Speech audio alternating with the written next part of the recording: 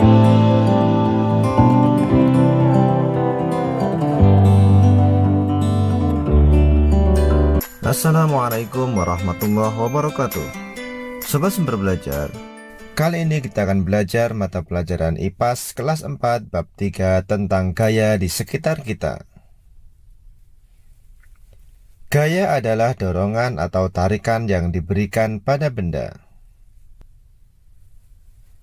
Beberapa pengaruh gaya terhadap benda antara lain sebagai berikut.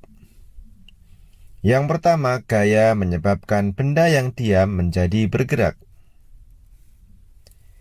Yang kedua, gaya menyebabkan benda yang bergerak menjadi diam. Yang ketiga, gaya menyebabkan perubahan arah benda. Yang keempat, gaya dapat membuat pergerakan benda menjadi lebih cepat. Dan yang kelima, gaya menyebabkan benda berubah bentuk. Sobat Sumber Belajar, jenis-jenis gaya antara lain sebagai berikut. Yang pertama, gaya otot.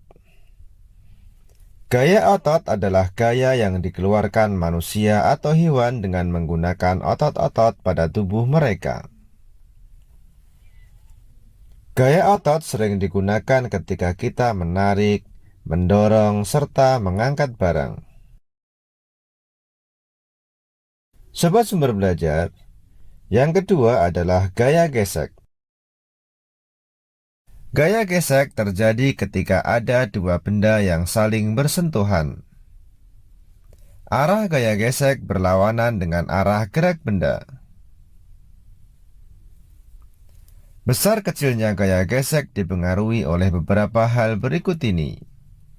Yang pertama, luas bidang. Semakin luas suatu permukaan sentuh, maka semakin besar juga gaya geseknya. Yang kedua, tingkat kekasaran permukaan benda. Semakin kasar permukaan benda, maka gaya geseknya juga akan semakin besar dan sebaliknya. Yang ketiga, berat benda. Semakin berat sebuah benda, maka gaya gesek akan semakin besar.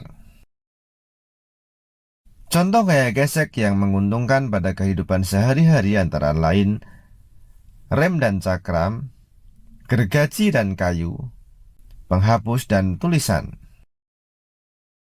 Sobat Sumber Belajar, jenis gaya yang ketiga adalah gaya magnet. Gaya magnet adalah gaya tarik atau gaya tolak yang dihasilkan oleh daya tarik magnet. Gaya magnet bisa menggerakkan benda yang terbuat dari besi dan baja. Sifat-sifat magnet antara lain sebagai berikut. Yang pertama, magnet memiliki dua kutub, yaitu kutub utara dan kutub selatan. Jika kutub yang tidak senama didekatkan, maka akan terjadi tarik-menarik.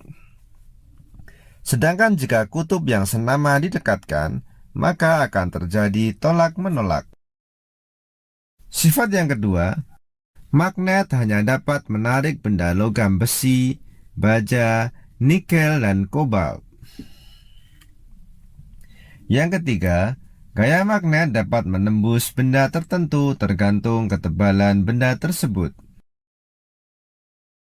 Yang keempat, bagian ujung magnet memiliki daya yang lebih kuat dibandingkan bagian lainnya.